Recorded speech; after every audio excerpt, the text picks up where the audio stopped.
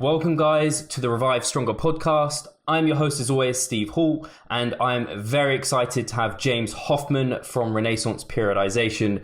I've been trying to chase and hound James to come on the podcast for a while, and I'm so pleased that he has kind of opened up part of his schedule to come on board. And I mean, I'm not dissatisfied because he has been putting in a lot of work, I know, on kind of various ebooks and things, and lots of people are appreciating that. So yeah, great to have you on the show, James.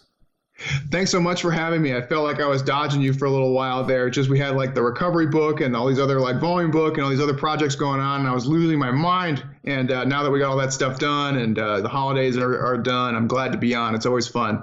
Awesome. Yeah, I know. I mean, I think a lot of our listeners will be part of RP Plus, so they get plenty from the webinar, and I get my dose of James weekly from there, so that's really good. But so for those of you who don't know James, you probably do know Renaissance Periodization. You guys know Mike Israel. He comes on the podcast all the time. So James is also the sports performance consultant for RP and coaches a lot of clients over there. He has a PhD in sports physiology.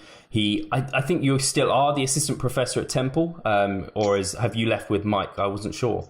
Yeah. Mike and I both left at the same time. I was actually the program director for the exercise and sports sciences over there for a little while. And unfortunately, things just kind of turned south, and Mike and I both decided it was time to go. And so now we're both just doing RP full time, which is pretty fun. Awesome. And I know you have a love for rugby, and you've coached at a fairly high level with that. And your athletic backgrounds in wrestling, rugby, American football, and martial arts. And I know you like the gains as well. Looking good naked is always a lot of. I mean, most of our listeners want that. People always feel weird about saying that, like you ever have people where you're like, what are your goals? And they try to like butter it up where they're like, oh, well, I used to be an athlete and I do this and that. And then you're like, okay, really? Well, what do you want? You just want to look good naked, right? You want to have a six pack. You want to have like veins, right? Like, that's fine. People feel weird about like the vanity stuff. Like, it's totally fine to want that. You experience that where people feel awkward of saying that? No, totally. And like, that's why you have to, as a fitness professional, you say glutes instead of like ass and butt, because glutes makes it okay. Exactly. Yeah, for sure. So I've been involved in sport for a long time. I try to keep up as much as I can. Right now, I'm just a glorified brofessor in terms of what I do. But yeah, I've always been passionate about sports, and I love talking shop for sure.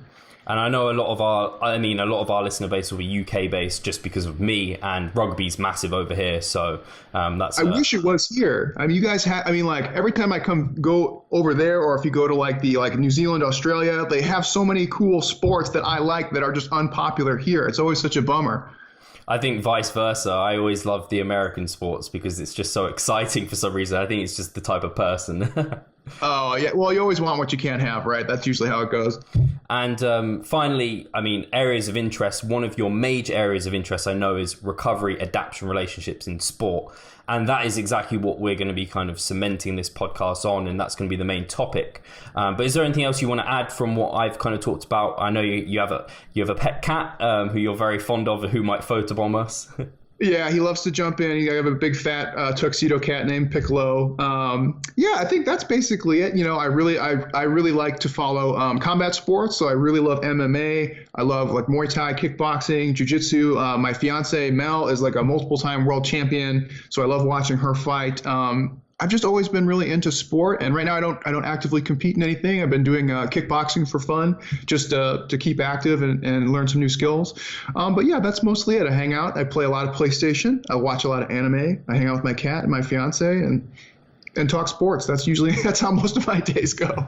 That sounds fun. And actually, I should have said Mel's been on the podcast, so I'll make sure that's linked below, where we talked about kind of many female-specific issues, and that was a really good podcast. And we have to get Chase Mel to come back on again. She's really good at this stuff. She's on the shy side, so you gotta hound her harder than you have to hound me. But when she's on, she's really good.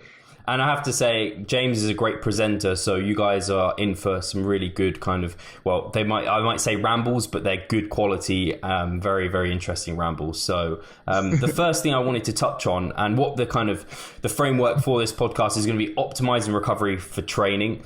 And we're going to kind of niche it down to kind of bodybuilders, bikini athletes, physique athletes, because I think that is what the most of the listeners will be kind of after, not so much kind of specific rugby or it might not, like MAA. So first of all, I wanted to ask kind of the relationship between our ability to train hard and recovery, and basically the importance of recovery, because I think a lot of people realize, yes, we've got to train hard, we have to progressively overload.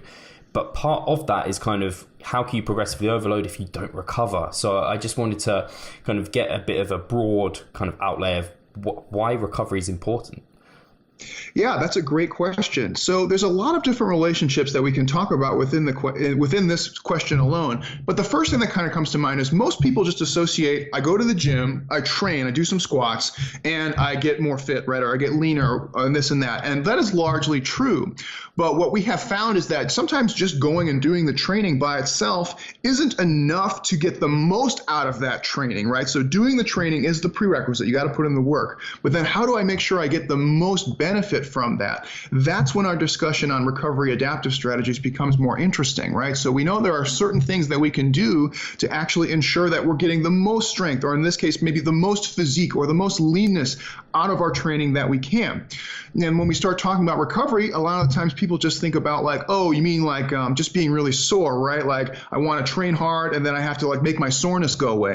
And what we find is that that's not necessarily true either. Sometimes we actually might adopt strategies that might make you more sore, because soreness can actually be an indirect association with things like muscle protein synthesis, right? So we might actually do something that makes you more sore. And then somebody might say, you know, like, well, Steve, I did the training you prescribed for me. My legs are really jacked up from Monday's workout. But when Thursday came around, I was still sore. Does that mean I was not recovered, right? And that's a maybe, right? We don't necessarily know. So one of the things that we tried to outline in our book is that for training purposes and for sport purposes, our recovery definition does not necessarily imply a total or complete recovery. It doesn't mean that you have to be 100% prepared for that workout. Because if you think about it, when do you actually express maximal, what we call in the sports sciences, preparedness, which is your ability to express fitness to its most highest capacity, right? When does that happen throughout the year, especially if you're a physique person? Never. Why? Because you train really hard throughout the year and you carry around external stressors. The only time that we can actually express maximal preparedness is if you did something like a taper, right, for a competition, which for physique people almost never happens, right? So when we talk about recovery, what we're really talking about is how can I enhance the time in between my training sessions to ensure that I can do another overload when it's time to train again, right? So that's kind of what we want to look at in the terms of recovery. So we say we do a training session, I want to try and get back to overload training as efficiently as I can. And then after that, we start to say, okay, I trained, I recovered. Now I'm starting to look at how much fitness did I gain? And that's where kind of the adaptive considerations come into play, where we say it's not just about like training and repeating and not getting better, right? You don't go to the gym and do 5x10 deadlifts so that your back and your butt don't grow, right? You do it so that you can get better than you were before. So now we have to consider how much fitness am I gaining from that session? Well, it's kind of funny. We can have recovery without adaptation, but we can't have adaptation without recovery. So now we start to see that these two things are intertwined, right? I can go and bust my hump week to week in the gym, and I can train so hard that I'm recovering but not getting better, right? That's where we can start to see the problem starts to lie. Whereas I can really start managing some of the things that I'm doing, enhance my recovery really, really well, and then save a little bit of gas in my energy resource tank to make sure that I'm actually still getting better month to month, year to year, et cetera. So it's a really interesting topic. And what we find, what I think is really interesting, is that the strategies we adopt are not a kind of a linear thing. Some of them are kind of consistent and linear, like if we talk about sleep and relaxation, those are pretty straightforward, right? We try to do as much of them as we can. Other things we might try and do auto-regulated, like some of the active recovery methods. We might sometimes take a light day or kind of an impromptu deload. That might be on an ongoing basis. Other things like using ice or compression or even things like social support might be a good strategic use at certain times throughout the year where we're making a favorable trade-off on one or the other. So it's kind of a cool process. I really like it because it's not just like a simple one size fits all approach where you say like, okay, I'm doing training, I do all these things the same all the time. It's like, well, you do some of them the same, some of them you might kind of have as options, and then some of them you might use strategically as a trade-off. So I think it's a really broad, interesting area, and it's fun to talk about. No, I think it is super interesting, and I mean, people will know kind of, I mean, you touched on so many good points, and especially one that a lot of people relate to, the soreness aspect. And I think soreness gets quite misunderstood a lot of the time. Some people, you either get people thinking it's make or break, or it's kind of something you should completely avoid. And whereas you've kind of said it's not as clear cut as any of that, and none of it really is. And so in terms of the book, and before we get into kind of, I wanted to delve into the recovery hierarchy. But before we get into that, in terms of kind of the bits that you found most interesting in the recovery book, what did you pick out? What would you kind of say you found most interesting to write about? Because it's a big book. Yeah, it's a big book and it covers a lot of stuff. If you ever read the book, you'll immediately know exactly what I'm talking about, because I think throughout the book we make little notes that kind of reiterate this point. When we started making the book, one of the things that I kind of just started to pick up on a little bit intuitively, and this is actually I should say long before we even started making the book, more like when I was kind of starting to think about this on a much higher level. One of the common themes I saw was like this idea of relaxation, right? Where you'd see this recovery modality, and people would ask, like, James, what do you think about doing breathing exercises, or yoga, or meditation, or any number of other things, right? Excuse me, there it is, first one, more to come. What do you think about all that stuff? And I would say, like, I don't really know. And you go look at the literature, and there's maybe not that much. They don't have a lot of direct studies. And then kind of what I started thinking was like, how is this different from relaxation, right? How is this different from something that we know is already really, really good? And then what we have found more often than not is that they're probably not different at all. And what we find is that relaxation is probably one of the biggest confounders to most of the hot, sexy, fun, trendy recovery stuff that comes and goes. So even stuff that's kind of traditionally been, well, I say well established in quotation marks, but like massage, for example.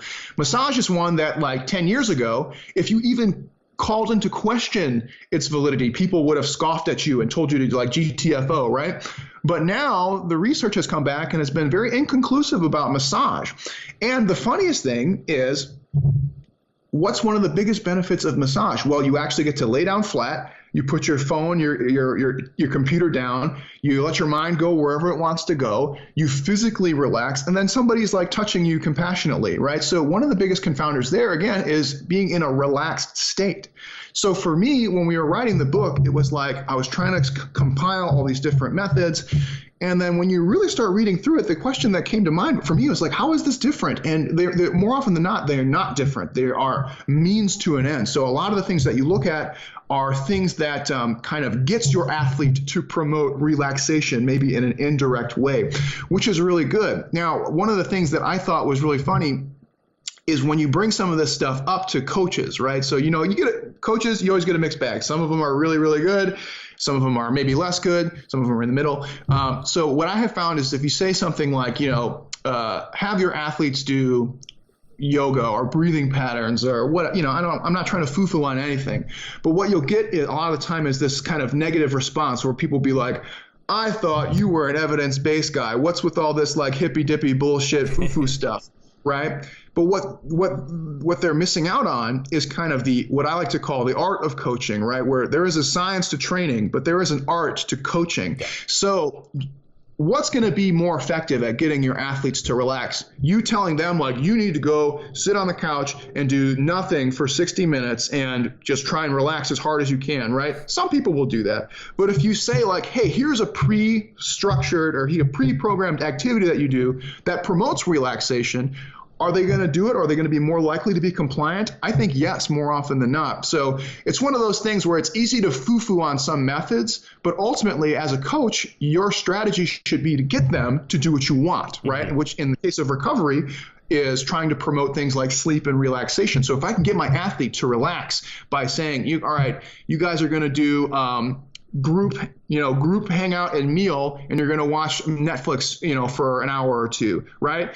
they see that as like hangout time where they get to hang out with their homies and eat and do kind of nothing. I see it as relaxation time, right? Where I get them to do what I want and I package it as something else. So I think that was one of the really, I already started to ramble. I didn't really even answer your question yet, I guess. But I think for me, it was kind of like the relaxation part of it, whereas like, how can I start thinking about relaxation more outside of the box? How can we actually incorporate this idea into my life in a structured way, and not just in a way that's like, oh, this is my sliver of relaxation throughout the day? How can I actually like embody this idea of relaxation to enhance my recovery from training? So that was kind of one of my like fun parts about writing the book and thinking about it on a different level. No, I really like that, because I think, a lot of the listeners, they're people who want to learn, they're on the go all the time, they're always trying to do something. And I think a lot of us have that kind of more is better mentality, work harder. And it's one of those, like, it's the same with like deloads. People know about the benefits of deloads, but they hate to take them. They want to find ways around them, or like light days. You see all these memes where like, oh, I hate my rest days. Whereas kind of you need to embrace those. So it's like, for me, for example, like on a rest day, I'm like, all right, I need to make myself busy. I need to go out walking, like wherever it might be. I try and plan something and make that a day I enjoy, make it restful. So I think it's very much a similar thing, like you're saying, finding ways to make it structured, because the type of person that is going to be needing that recovery, especially, is someone who's very structured, wanting to work hard all the time. Yes, absolutely. I totally agree. And you know what's really funny too is those type of people, when they start thinking about, usually like the training hard is not an issue for them, right? Where they're just like gung-ho, they train hard. And you say, okay, let's think about like your nutrition. And they go, great. And they do a pretty good job on their nutrition without really even putting much, I don't want to say much effort, but it comes like second nature to them, right? And then you start saying, okay, now we want to think about recovery strategies, enhancing your recovery aspect of things. And they go, great, what do I need to add?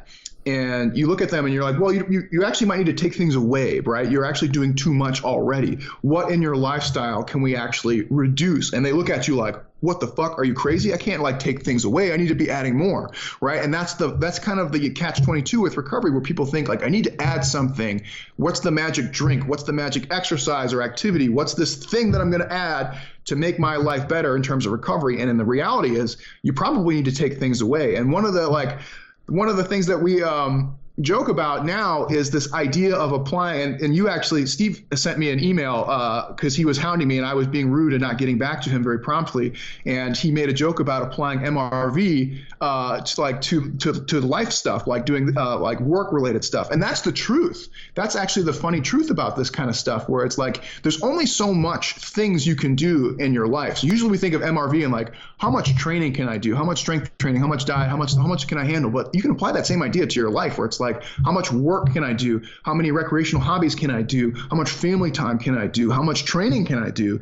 And then you start thinking about it, and it's like, man, I only have so much time and so much effort. I can't actually keep doing all these things at once. I need to start picking some of them, maybe emphasizing and de-emphasizing throughout the year, and making sure I'm getting better at them over time. Because like, for example, like with myself, I have a lot of hobbies, and I find myself guilty of this all the time. Like, I like to snowboard, I like to do kickboxing, I like to train, I like rugby, I like MMA, I like to shoot guns, I like to do house stuff around the house. I cannot possibly get better at all of those things at the same time. And if I try to, I get very minimal progress on all of them. And it adds this huge level of stress, which will start negatively impacting other things like my training. Mm-hmm. So it's kind of a funny thought, right? Where it's like, what do I need to add? When it's like, actually, you might need to think about taking things away, backing down a little bit. And I think that is often the hardest thing for people to do. And I think that's when the coach comes in, and the art of coaching is, how can I do this in a way that they're actually going to adhere to?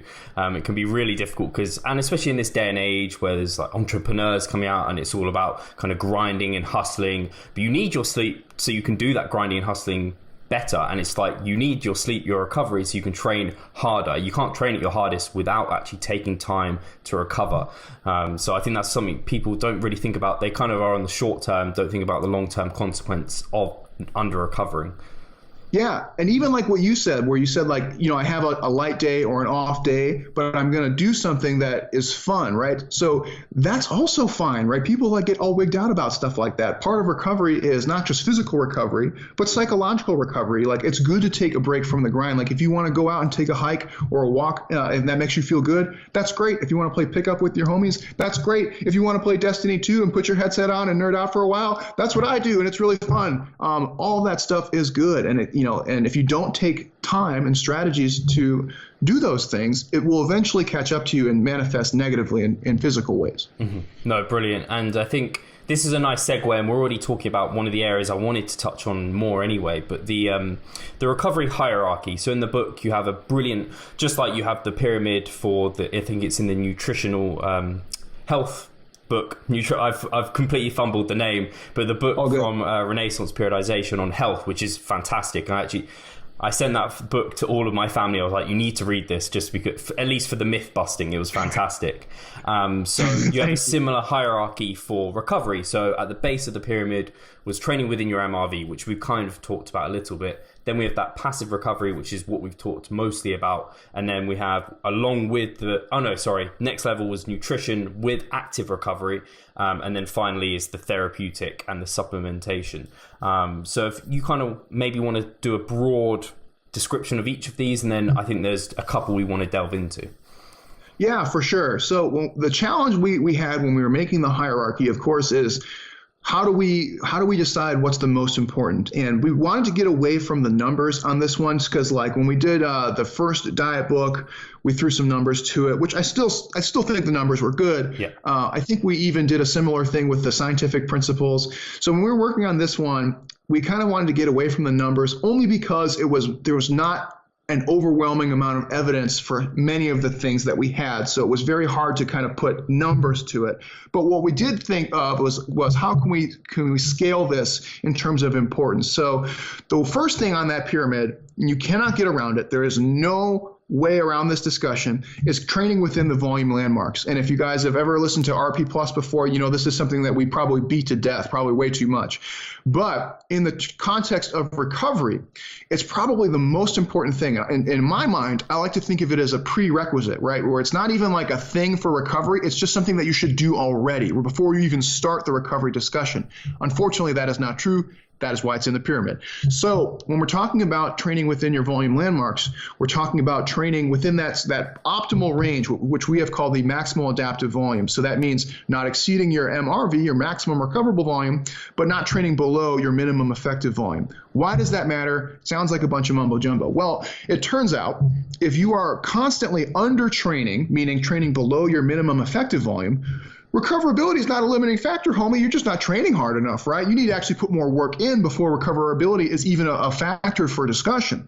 Whereas on the other end, if you're training too hard, and this is something that we already mentioned in the beginning, right, where you are training so hard that you are barely recovering but not getting any better, or even bouncing yourself into overreaching, overtraining states, none of the stuff in the rest of the pyramid actually matters. You can basically just throw it out, throw it in the bin. It doesn't matter. Just throw it away, because none of the other methods are sufficiently powerful to overcome the effects of training too much. So that might sound like a no-brainer when we're talking about it casually, but in practice, it takes a lot of time and effort to figure these things out. And I'm sure you yourself, myself, anyone who's ever actually tried to figure out the volume landmarks know that, like, man, this is kind of a pain in the ass, because sometimes I might be doing a biceps emphasis. Sometimes I might be massing. Sometimes I might be cutting. Sometimes I might be doing a strength phase, and I'm really focusing on my deadlift. And those things all move around every time you change it. So it does take a lot of practice. So that's kind of the big base, right, where we say you need to figure that stuff out. And we ended up, what's really funny is we were going to originally put the volume landmarks in the recovery book, but then we ended up writing over 100 pages on the volume landmarks itself. And we were like, let's just make this a separate book at this point, because it's so big and vast. So that's why that whole thing came out. So then once we got that covered, right, we said, all right, I know kind of my upper and lower bounds of training. I know I'm in that sweet zone where I'm doing overload training, but I'm still getting better, right? Now, how do I take strategies to make sure I'm getting the most recovery, most adaptation that I can? That's when our passive recovery methods come in. And what we have found in our research is that nothing aside from training within your MRV, can top the passive recovery methods. And this is one that people don't take seriously enough. We give it a lot of lip service, right? We're like, oh yeah, sleep, it's important, but then nobody actually does it. Come on, what's going on? Right? So what do we find? What are the passive methods? The passive methods are things like, of course, sleeping and taking additional things like naps, relaxation strategies, stress management strategies, and planned rest. So sleep's a no-brainer, right? We want to make sure that we're getting an adequate dose of sleep. That will vary from person to person, and then within the same person, it might vary depending day to day, depending on how much activity you had or what was going on that week, especially if you missed a night of sleep here or there, or you had a particularly rigorous day. Maybe you did your normal lifting, and then your uncle was like, I need you to help me with my landscaping business, and you're like, oh shit. So could vary from day to day, but we know on average, most people need somewhere around 8 hours of sleep per night on average, which can be variable. So sleep, no brainer. Relaxation, we already talked about. My favorite strategy to talk about.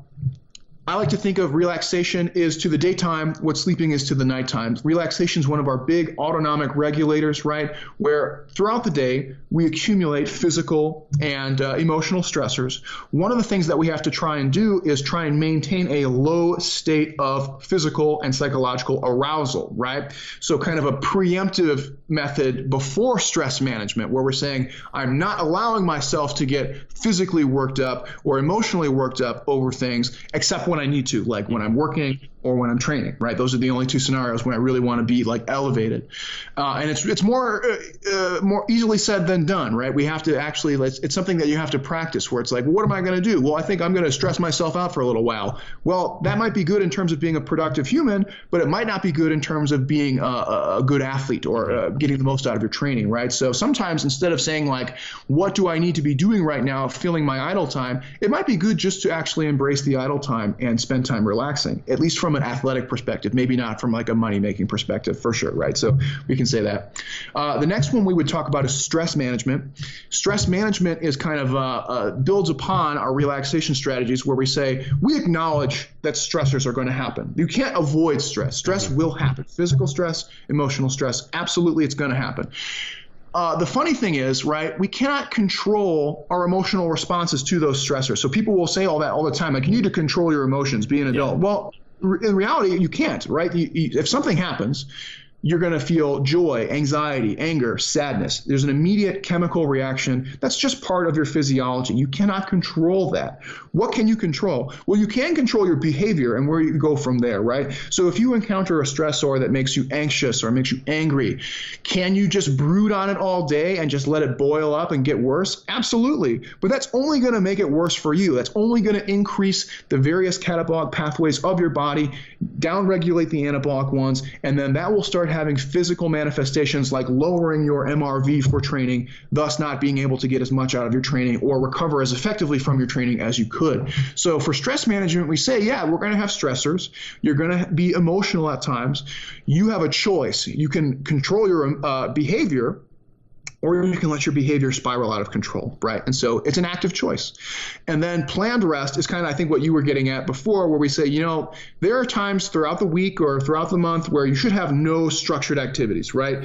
Whether or not you feel like you need a day off is irrelevant. There is a stress that is involved, there are stressors involved in just the repetition of kind of getting mentally and physically prepared for training. Even if you enjoy training, like I enjoy training, but I know like when I wake up, I know I have a routine that I got to follow. If I'm going to have stimulants, I'm going to do that. I got to make my shake. I got to get my clothes. I got to get over to the gym, whether it's in the gym or in my house or whatever. And then I have to go through the motions of training, which is inherently stressful. There should be some days throughout the week where we say, you know what? I got nothing going on today. That's great. And maybe you have to work. Maybe you got other stuff going on. But at least from a training perspective, you've reduced that extra little stress. You know you got a day off, right? Mm-hmm. And that's going to go a long way in promoting not only physical recovery, but psychological recovery as well. So those are the big ones on our passive recovery. Did I do okay on that? I think I hit all of them. Really, really good. And I wasn't sure, actually, some of the passive recovery methods sound a bit similar to like the therapeutic. Is there a clear differentiation between those? Yeah, they overlap a little bit, right? So with the therapeutic, we're mostly looking at things kind of like social support and like therapy type things. And those could be used as part of something like stress management for sure. The only thing is, like, we kind of separated them because by themselves, they are not very powerful, right? Whereas stress management, like your ability to manage your stressors, not become overly crazy throughout the day, is very powerful. So they can be used kind of in conjunction with each other as kind of like synergistic strategies for sure. But for example, just having friends and family that you can talk to, right? What is the effect size on that for enhancing recovery? It was probably not very much. Is there an effect worth talking about? Sure. What about like if a guy flips you off on the way to the work or to the gym and you just lose your mind, right? Like, because you're so angry, that's a big deal, right? Because that's going to actually have psychosomatic manifestations, right? So your psyche is going to result in physical manifestations. Your cortisol is going to go through the roof. You're going to have stress hormone response, and then your training is going to suck for that day. You're going to be all psyched out. All sorts of bad stuff will happen. So we separated those because their effect size are different, right? They are kind of similar, but they're so small compared to stress management and relaxation that we said, we probably want to keep those different. No, definitely. And is there any things like for passive recovery, is there any times of the day where you should particularly be wary of kind of, this is when I need low stress? Like, for example, like after your workout, is that a particular time where it's really important? Well, not really important, but fairly important to be low stress to really promote recovery? That's a great question. So I'm going to give you the scapegoat answer, which you're going to roll your eyes at. Excuse me. The first answer is as much as possible, right? So in an ideal world, you would only get physically and psychologically aroused and pumped up for training. And if you have work, right, that's it, period. The rest of the day is spent in relaxation state where you're just hanging out with friends, having meals, swimming in the pool, whatever, any of that kind of stuff. Obviously, that is not a practical strategy for most of us because most of us work jobs, have families, have other obligations in addition to trying to do hard training, right? So when are probably the most effective times to promote relaxation throughout the day? I would go with two. My two personal picks would be immediately following training. So in the first hour or two following training is probably one of the best times where you can just get off your feet, put some food in your stomach, and de-stress for a moment. Now, here's something that I'm also guilty of, and that's why I'm bringing this up, because this is something that I do. A lot of times people will go train, they'll sit down, they'll get their meal, and so you're like 50% of the way there, you're doing good. And then what do they do next? They go right on the computer and they start like going crazy with emails and like stressing themselves out right away, right? So that's kind of like you're halfway there, but now you're still adding that element of stressor, right? Whereas doing something else like watching YouTube videos, chatting, any of that kind of stuff would probably be a better strategy. So with the first 2 hours in the post-workout period is probably one of the best times that you can actually start promoting relaxation, simply because that's when like transcription and translation of all the different proteins that are being sequenced from the training that you did are going to start being initiated. And then we'll see protein synthesis following in the next day or so. Mm-hmm. But that's when the motions kind of get set. So putting relaxation right in that post-training time, really, really solid idea. And then the second time would be in the wind down period before bedtime. So probably an hour or so, maybe 45 minutes to an hour before you plan on going to bed, deliberately trying to bring down your state of arousal into a relaxed state is a good idea. Now, some people can do this different ways. Some people like doing hobbies. Some people actually like doing a wind down routine. I like doing the wind down routine because I'd like to have that structure and regimented element. What you don't want to do necessarily are high arousal activities that you think are relaxing. So like, for example, have you ever watched somebody play Battlefront 2 on Xbox or PlayStation? Done it myself, yeah. Okay, so the level of anger that comes with that game, right? I've actually seen like households broken up over that game because, I played it once and like, the people just snipe you from like 2 miles away with like a shotgun. You're like, how can you snipe me with a shotgun? I don't understand this game. It just generates a lot of like anger and like stress, right? Although it's fun, I'm not trying to say it's not fun, but there's like this like stressful element to it. That's probably not something you want to do as part of your wind down routine before bed. You might want to switch to something like reading a book or watching a movie. And again, a movie that's preferably not crazy. So like I was watching, have you ever watched, do you like anime, Steve, at all? Like Dragon Ball Z and things, yeah. Not a huge amount, but yeah, I like anime in general. So I've been into anime, and I was watching a series called Berserk, which is one of the most violent and like rape-y things ever. And so what I have found was that was not a good choice for bedtime, because the rest of my dreams are filled with like violent images of like dismemberment and rape. Not good, right? So that's another example of like, although it's something I enjoy watching, now I sound like a weirdo, and I enjoy watching anime and stuff, maybe not always that particular one, but that might not be a good one to promote relaxation simply because it's so intense and violent and all these other, very adult themes. So it might be good to pick ones that are low key, you enjoy, but are not overly stimulating, so that your mind's not racing, you're not going crazy. There is some like recent evidence that suggests like some of the blue light stuff from electronics could negatively impact your ability to fall asleep. Right. I'm not entirely sure how that's going to play out, but it seems to at least be a good consideration for the time being. Maybe not like a principled approach, but like a consideration for the moment. Maybe limit some blue light exposure from electronics. Some devices actually have a low blue light mode now that you can turn on. Like I just bought a computer monitor for my laptop, and it has a low blue light filter on there. Cool. So stuff like that. But yeah, so anyways, getting back to your actual question, post-workout, probably 1 to 2 hours post-workout, and then the hour kind of winding down into bedtime is probably the best time to think about relaxation.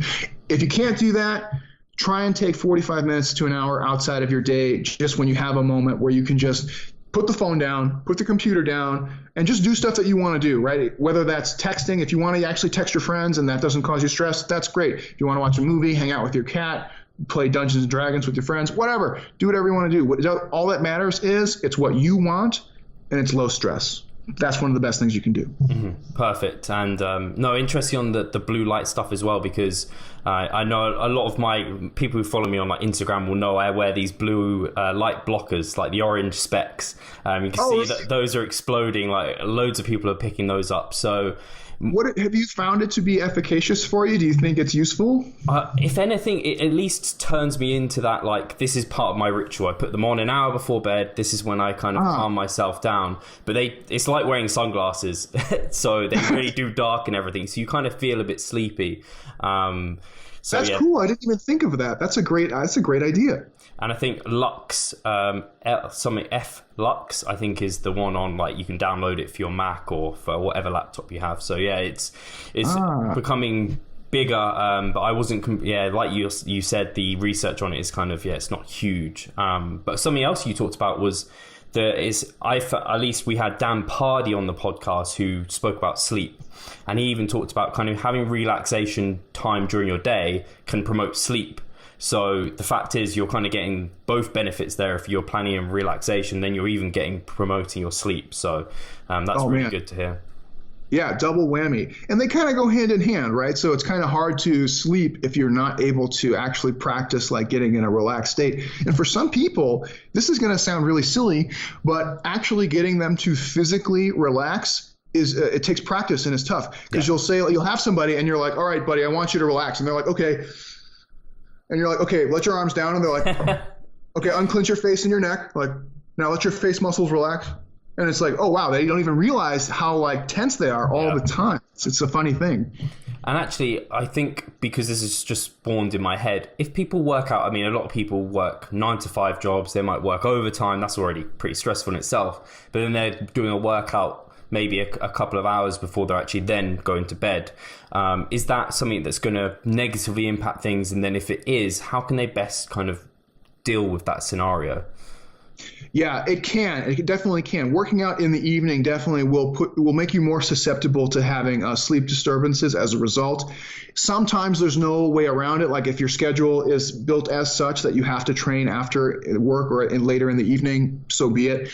If you can train in the morning or earlier in the day, that's generally preferable, at least in terms of promoting sleep and recovery.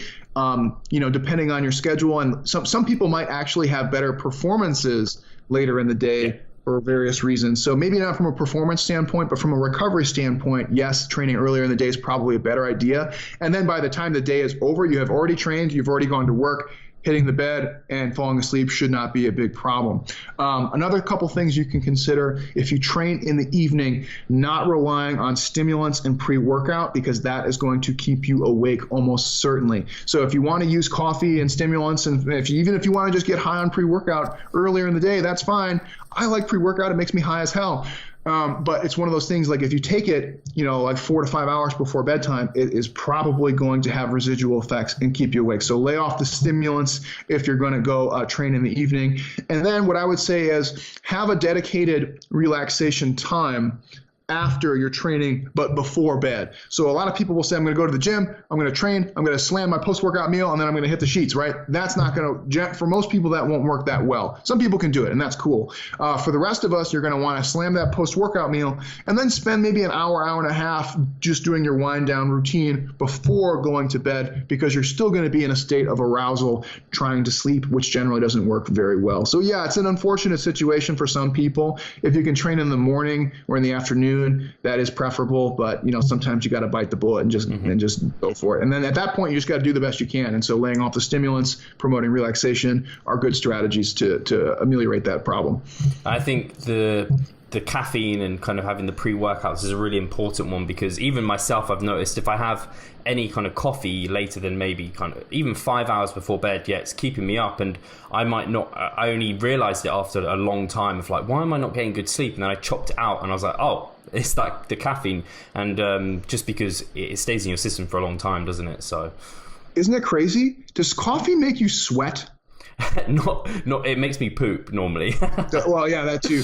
I don't know what it is, man. I can have Monster or like pre-workout, but if I have coffee, I'll go from like elbow to hip on the pit stains with the sweating. I don't understand what it is, but yeah, coffee is brutal. But it's got that kick, and it lasts for a long time for whatever reason. So that's usually the culprit. And sometimes it's not even something as strong as coffee. People will just be like slamming soda when they get home, you know what I mean? Which has a little bit of caffeine, and that can accumulate if you have like half a liter or 1 liter of soda by the end of the night. Then you've actually ingested quite a bit of caffeine at that point. Mm-hmm. No, yeah, definitely something to take into account. And yeah, the worst time I ever had it, I can remember back at uni, and it was vodka Red Bulls, and you can't sleep once you've had that.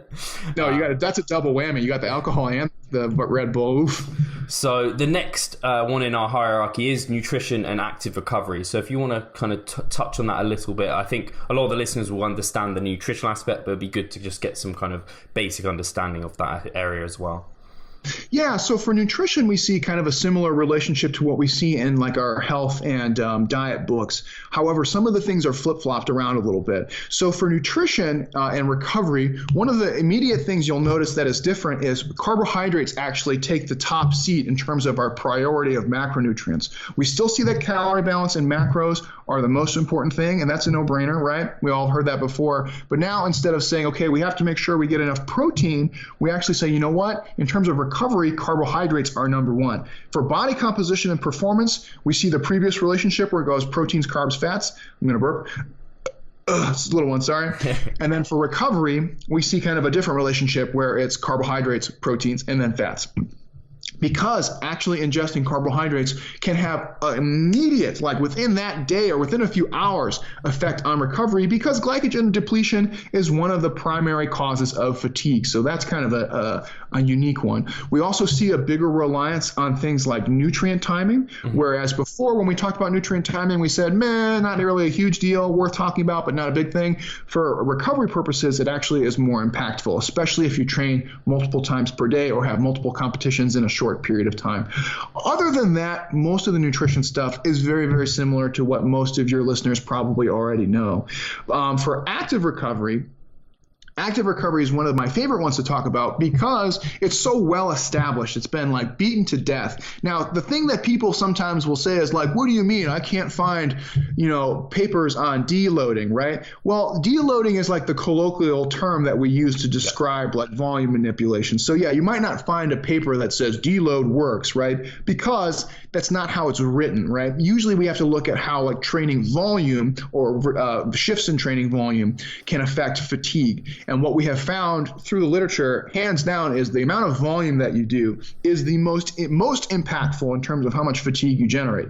Now, we also know that how intense that exercise is also plays a role. The more intense the exercise, the more fatiguing it also becomes. But at the end of the day, the more work you do, the more fatigue you generate. So active recovery becomes interesting because now we can play with a lot of different things. So when we had initially made the active recovery one, Mike and I definitely went back and forth because it was not one, I don't want to say that we argued because we didn't argue, but it would definitely had a lot of discussion because some of them are very applicable, but not very powerful, whereas others might be very powerful, but maybe not as applicable, right? So it was definitely kind of a weird one. And I think the hierarchy that we came up with was really good. So deloads, hands down, one of the most powerful, one of the most universally applicable. Everyone can benefit from a deload, especially your population. We're dealing with mostly like physique kind of related and health related people. You might not have to take really, really crazy forms of active recovery, like doing an active rest or a tapering period, right? That might be more sports specific for like our rugby players, people like that. But everyone can benefit from that deload, right? Which is really, really good.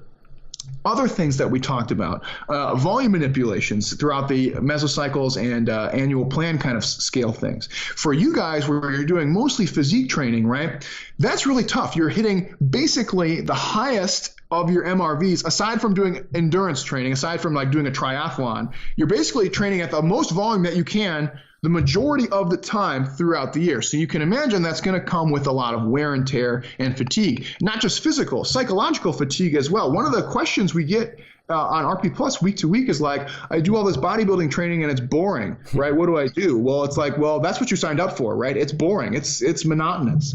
So one of the things that we said is a really good idea throughout the year is doing that mesocycle or annual volume manipulation, which can be doing something like taking a strength phase, taking a resensitization phase, doing a mini cut, any number of examples, but actually just bringing the training volume down from time to time. So that's kind of a two-part benefit, right? So you bring the volume down, you bring fatigue down for an extended period of time, which is good for recovery. But at the same time, it also helps you propagate further gains by resensitizing you to the training process. So when you go back to your hypertrophy training, you can actually keep benefiting from hypertrophy training. And most of you guys, I'm sure, have experienced this, where you do hypertrophy training for more than 2 or 3 mesos in a row, and you just kind of start to feel flat and you feel boring, and you don't get as good of a pump. You don't feel like you're getting stronger. You're just like, oh man, what am I doing, right? So it's good to kind of help prevent that burnout as well as the physical effects that you get from doing both of those. After that, we saw things like light days are up there. Light days are one of my favorite ones. I have to admit that they are unfortunately one of the least powerful. Although they are one of the most applicable, they are one of the least powerful. But it's one of my favorite ones because you can incorporate them into your lifting sessions. You can incorporate them into your sport training sessions. And I've used that with a lot of my sports stuff. And it's a really good one for auto-regulation, which we talk about later in the book. So auto-regulating light days is a really good way for kind of the intermediate to advanced athlete to help manage fatigue without hitting the brakes completely and stopping the whole thing from happening. So one of the problems that you get with people is they'll find themselves in an overreach state, maybe at the end of the first week or maybe 2 weeks into their training plan, and they still have another 2 weeks to go, and they're like, well, shit, what do I do? Do I just stop and deload and work on recovery, or can I keep training? Light days are kind of a nice little way of bandaging that problem up, where you can kind of bring them down back into a more reasonable level so that they can keep training and then maybe adjust their training a little bit as they go without having to totally stop, hit the brakes, and cease training altogether. So you can get really creative with the light days too, which is why it's fun to talk about, because we used to do that with rugby practices all the time, where I'd have at the temple, I would have the girls come in. They would have like a tournament where they did sevens for, either a day or 2 day tournament. They'd come in, and of course they're totally beat up after doing this tournament all weekend. Are we going to have our normal Monday, 2-hour practice? Fuck no, that's too crazy, right? So we'd have them come in, warm up. We'd do some fun, keep away, kind of passing drills, call it a day after about 45 minutes to an hour. And that was a light session. Then they'd come back on Wednesday and we'd have a regular hard practice again. So there's any number of examples where you can do that. And then for kind of your crowd, you can kind of start taking this idea of light days and incorporating that into kind of like heavy and light splits for a body part emphasis, where you have like kind of if you're training, let's say delts or pecs 3 times a week, not all of them have to be hard each time, right? You can have one that's really hard, one that's a little bit more moderate, and then you can actually have one that actually helps promote recovery by taking a light session, which is really, really useful. So we can take that idea of light days and expand it out into so many different things. It's hard to even put a lid on it. So that's one of my favorites to talk about. And then, tapering is more of a competition specific thing, which, most people, myself included, don't need to taper because we don't compete, right? And that's fine. No big deal. Did I leave one out? Oh, active rest. Active rest is really good when you basically just had enough where like the thought of going to the gym just makes you nauseous and you're like, I don't want to do another bench squat. Like just the thought of going to the gym makes my blood pressure go up, makes me want to vom. That's a great time for active rest because you are now in a state of what we call burnout, which is very, very difficult to get rid of. So for physique, bodybuilding, those type of athletes, you may not need to do that at all throughout the year, but it might not be a bad idea once every 6 months or so just to take 2 weeks off of doing crazy diet, crazy training. The reason why the active rest comes in handy for physique people is because of the diet, right? It's not the training that's getting you. It's the combination of doing the diet and the training. So you might just take 2 weeks where you're like, you know what, forget it. Or the other option would be just to take like a maintenance phase and a resensitization phase. That basically is the equivalent of active rest for you guys.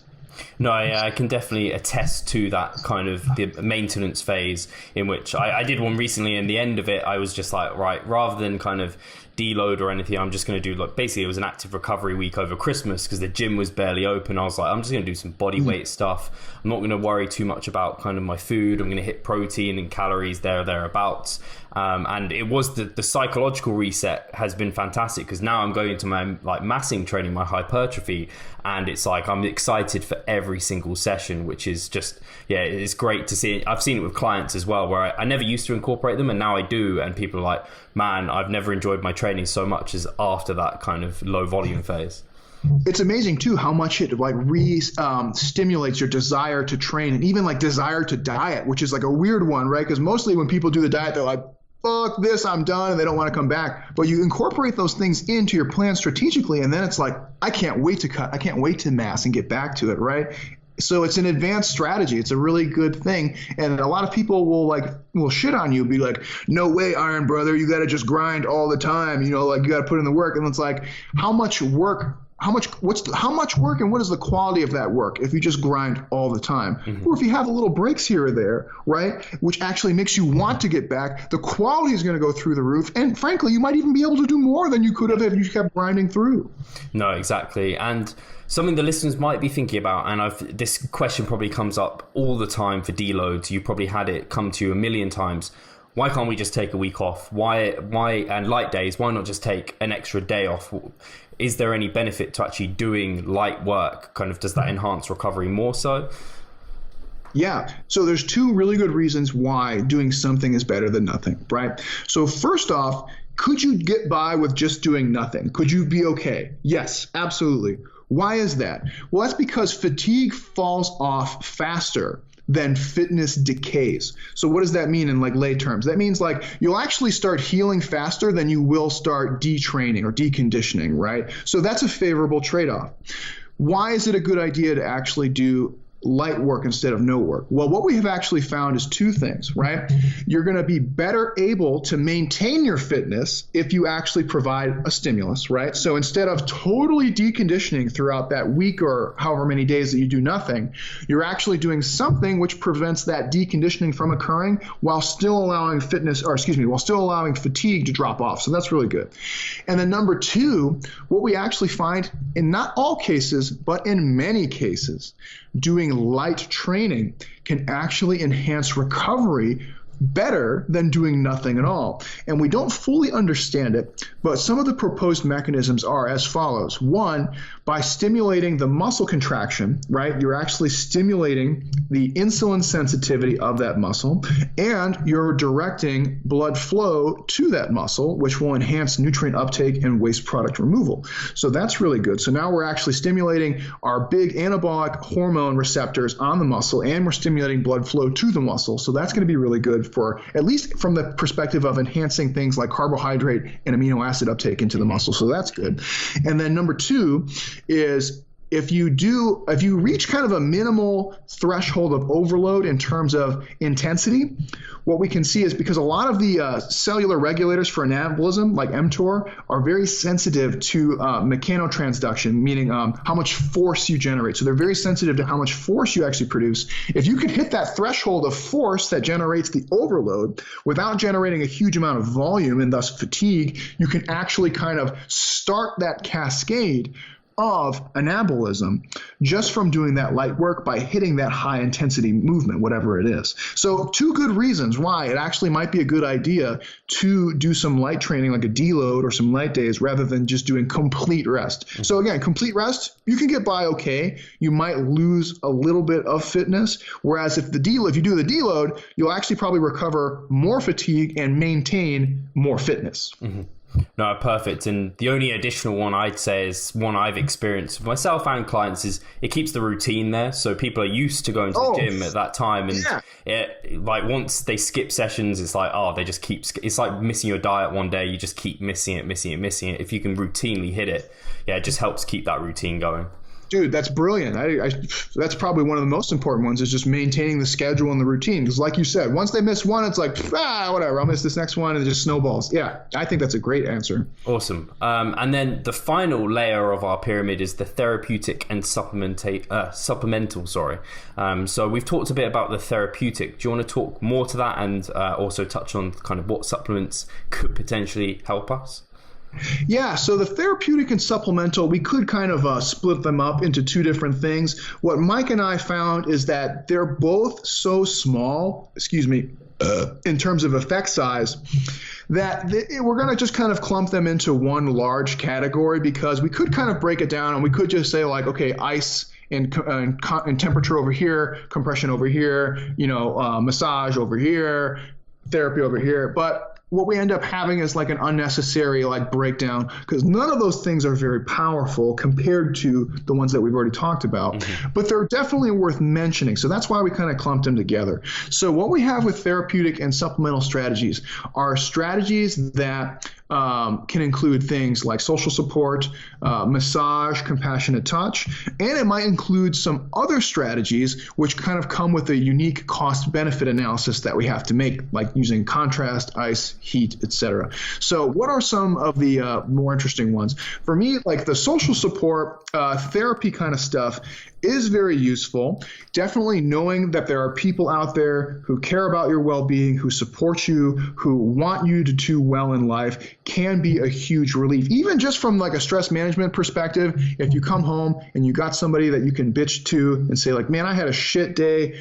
My training didn't go well. My job wasn't going well. I had one of those days yesterday where like my Amazon packages didn't come. My RP Plus, like the camera was all fucked up. And I was just like, God damn it. And luckily Mel was here and we watched Bright on Netflix together, it made me feel better.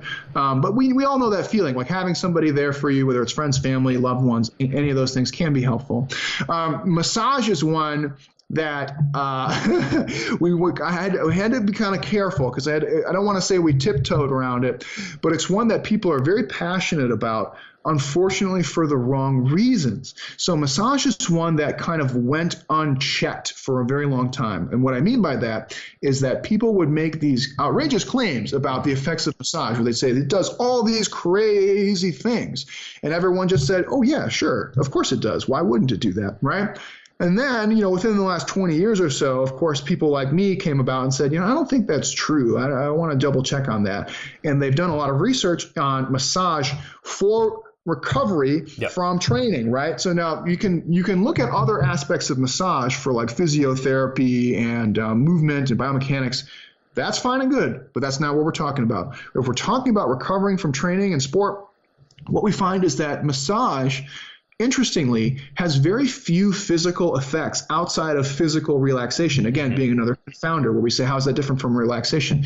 The actual effect of massage is mostly superficial in terms of promoting blood flow. So it doesn't actually promote blood flow to the muscle tissue itself. And if you actually look at markers of biomarkers of damage to the muscle, or indices of exercise performance, like did they actually recover exercise performance? We usually find nothing. So massage is kind of a funny one where we see no real physical effects outside of promoting relaxation.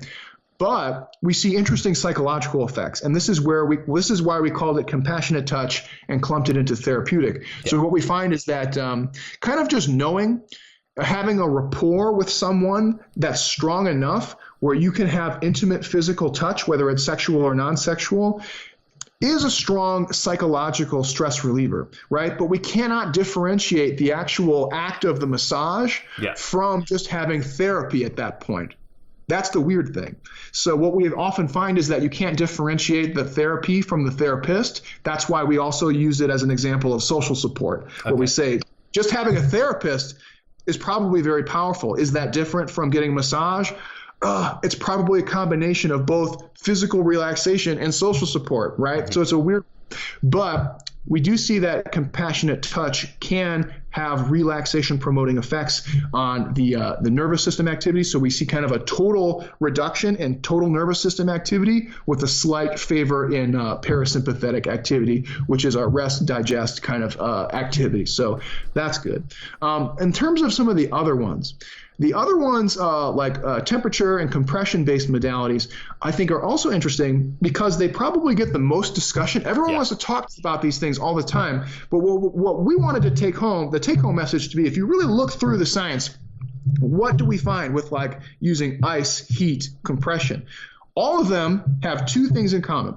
One, there is a trade-off in terms of recovery and adaptation, meaning they actually enhance recovery, but they actually reduce the amount of fitness, essentially, that you would have gained from the sessions that you did. Number two, their effect sizes are small. They're tiny, right? Meaning, in terms of our hierarchy, they're at the top of the list simply because they're not very powerful. So when we say effect size, we mean kind of what is the actual magnitude of their effect? How impactful are they into your recovery or training plan? And what we find is that they are not very impactful, but they're enough where it's noteworthy, where we say like you can get an effect here. There is something there. It's just not as big as like sleep or taking a deload, right? That's the idea there. So what we find is that things like ice is I say ice, but let's just say cold. So whether you're doing an ice bath, an ice pack, a cooling vest, or a cryotherapy, any of that stuff, all of it generally works equally well. And what we find is it's really, really good for reducing things like pain, inflammation, and it can actually help you recover your exercise performance in a number of different ways, which is really cool. So it's one of the few where we say, like, if you are beat up and we measure your exercise performance and it has gone down, I can put you in the ice bath, and your exercise performance will generally go back up towards baseline. It won't go above baseline. You won't get a better performance, but you'll recover it faster, which is cool. Other ones like heat are kind of a mystery, where we know it seems to have like tissue regenerative properties, but it doesn't seem to enhance the recovery of exercise performance in any meaningful way, maybe a little bit. And then contrast is kind of alternating cold and hot. And that seems to be very useful, though it has major practical limitations. Have you ever tried to do contrast in like real life? It's not very fun. It's more of a psychological battle than anything. Dude, I'm glad you said that, because that was one of the points I wanted to make, where it's like, is there a physical effect of doing contrast? Yes, but then there's like this weird psychological battle where if you're using tanks, you got to get up and transport yourself to these different tanks, and it's inherently stressful because you can't just fully relax because you have to keep getting up and down, and there's like slipping and tripping hazards along the way. And then also you're going through this crazy temperature change each time, where you're going into something that's hot and then freezing cold and then hot and then freezing cold. It's shocking. So although there seems to be some benefits there are some pretty serious limitations in terms of its practical implications as well. Whereas something else, another one, like compression, seems to have a lot of support. But again, their effect size is relatively low. So wearing something like a compression sleeve, and I've actually, this is something I do all the time, I've been getting tendonitis in my elbow, like right around the insertion point. I did one strength, I did like a biceps emphasis mass. You're going to like this. Did a biceps emphasis mass. My biceps grew. I switched to the strength phase. Week one of my strength phase, tendonitis, boom, just like right away in my biceps. Didn't come during the mass phase, came after the mass phase. And it makes sense because I've accumulated all that fatigue at that point, right? So now, but I've been wearing a compression sleeve on my elbow, and although probably much placebo effect, full disclosure, I do feel like it does seem to help, at least acutely, when I'm having flare-ups. I throw that bad boy on, and it seems to feel a little bit better, right? So there's really, what I was trying to say is compression sleeves, stuff like that, maybe not very powerful, but really, really easy and practical to implement. You can just slip that thing on and you can just wear it all day. It doesn't like impede you in any way. It doesn't prevent you from doing anything. So you can set it and forget it and just chill out the rest of the day. So very, very powerful, but same idea. It does reduce inflammation in a slightly different way, thus increase in recovery at the cost of adaptation. So for some of those, ultimately what we wanted to point out in the book and say, like, these are strategies that are worthwhile, but you have to do a cost benefit analysis where you're saying, am I trying to get more fit or am I trying to recover for performance purposes? So for those of you guys who are listening, who are primarily probably mostly doing physique related stuff, which is totally cool, recoverability is generally not a limiting factor unless it's preventing you from doing your overload training in that sense. So for using something like ice or a compression sleeve, for the most part, might be unfavorable simply because it's chipping away at how much muscle mass you are gaining and or retaining. Now, that being said, before people go like, oh, throw it in the garbage, we're talking about like a sliver of an effect size, right? We're talking like teeny, tiny. The only time that becomes a big deal is chronic use over the course of years, like tens of years, right? If you are having a bad day, like for example, like I said, I'm having a bad elbow month. Am I not going to do ice or compression? No, of course I am, because it helps me get back. And at the very least, I can keep training without having to stop using my right arm altogether, right? Do I know that maybe I'm not getting as strong or as muscular? Yeah, but I'm still getting stronger, still getting more muscular. That's the bottom line. It doesn't prevent those things from happening. It just reduces them marginally. Mm-hmm. So it's kind of a cost-benefit analysis that we do. So that's those guys. They're kind of fun. They're kind of wacky, but they do have a place. They do have a role in our recovery strategies. It's just a relatively small role. No, brilliant. And that is why I love, the way of having a pyramid, and pyramids have become really popular. But I think just the fact that we have that, and it gives a visual element of kind of, right, now we know where we should be focusing on, and you shouldn't prioritize certain areas over others. But I also like the point of where you said, like, it's not something that's a big deal. Like, if you can do it, and it's not going to have a big effect size, and it's easy for you to do, just like maybe wearing the blue light blockers, it's not going to make a massive difference to your sleep, but it's easy for you to do. Yes, and those are the type of strategies that are worth mentioning, right? Because, like, what is the cost that comes to the athlete for adopting this strategy? Not much, right? Like, you just wear glasses and it might enhance your sleep to a small effect. That's probably a favorable trade-off unless you're worried about tripping and stubbing your toe all the time, right? Like, other than that, like, that's a good trade-off. So those are one of the things about like critical thinking is not trying to just say like, is this right or wrong? Is this good or bad, right? What we want to do is kind of outline the benefits and risks and potential uses for all these things. And that's what we want to do with our recovery strategies as well, where we say like, is compression right or wrong? It's neither, right? It's a strategy. It comes with benefits. It comes with risks, and it has an effect size. How we manage that is up to us and how we decide what's important. So I like how you connected the dots there with the glasses. Like, how hard is it to implement those glasses into your training plan? Not hard. You probably got them on Amazon or something, right? They ship it to your door and you just throw them on. Yeah, like boom, easy. And I just have to add that in the recovery book itself, at the end, you have this recovery toolbox, which talks about kind of how do we figure this out. So it's kind of what we're talking about right now, which is, I think, really cool and a great addition to the book.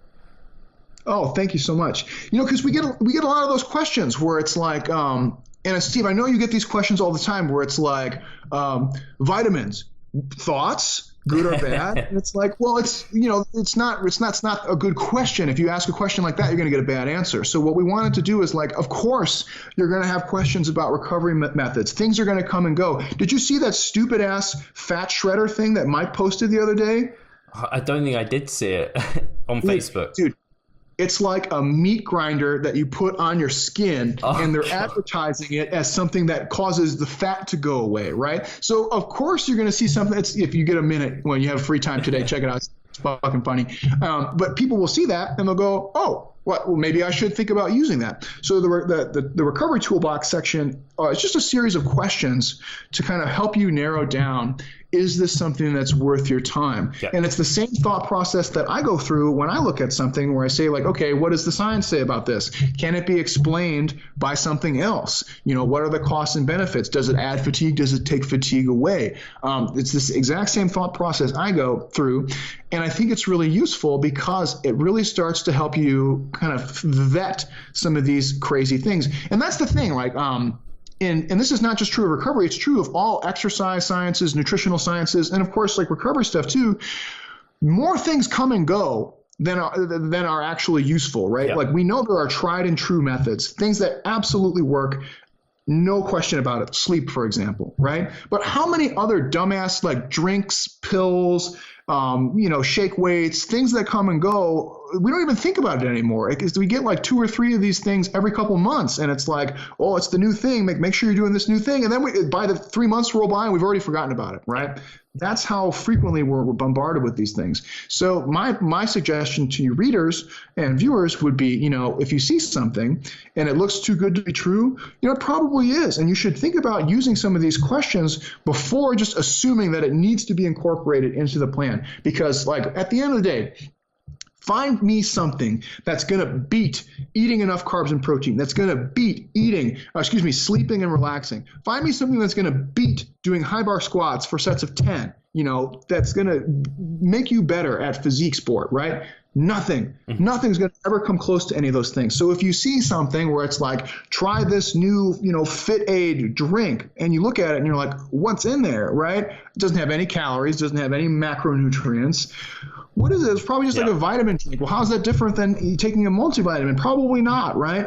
Stuff like that. So that was kind of I wanted that part in the book because these things inevitably arise, and you want to be armed with as many critical thinking skills as you can so that you can have an effective recovery toolbox. And I'm rambling again, I'm sorry. But ultimately what I wanted was not just for you to say yes or no, right? That's not critical thinking, right? What we want to say is, like, what is this method? What do we know about it? What are the benefits and potential limitations of this method? And then how can I keep it in my recovery toolbox to use in the most strategic way? So, for example, if I was like, Steve, I want you to build a car, and you're like, all right, cool, I need some tools. I'm like, all right, well, here's a wrench, right? And you're like, sweet, I can do a lot of stuff on the car with this wrench. I'm like, okay, cool. Like, now give me that wrench back, and here's a table saw. You're going to be like, well, there's no wood on this car, at least at the moment. I don't need this table saw. What are you doing? And I say, well, it's a tool, right? It's a tool. You can use it. And you're like, well, it's the wrong tool for the job. That's the idea, right? Like, I want a lot of tools, and I know that all my tools have different purposes for different jobs. That's what the recovery toolbox is all about. Perfect. And I think, it was a great ending to the book, and probably a good ending to our podcast and chat. And I want to make sure people can find out more about yourself, and I'll link it all below, and I'll save you having to ramble about where they can find about you. I know you're on Instagram a fair bit and Facebook, so I'll make sure to link those below. And the book will be linked below as well, and RP Plus, that's always in the description box below. So if people want to kind of hear more from James, he won't be that available on this podcast, but he's on RP Plus all the time. So I want to say a massive thank you for James for coming on. It's been a brilliant chat. I think we've taken so much of value from this chat, and if people do want to kind of comment any questions or stuff like this, maybe I'll be able to hound James to come back on and answer those. For sure. And thank you for everyone for listening. Yeah, thanks so much for having me on, Steve. It's been fun, and thanks everyone for listening. Please feel free to check us out, and for anything recovery, training, nutrition related, always glad to be on. Awesome.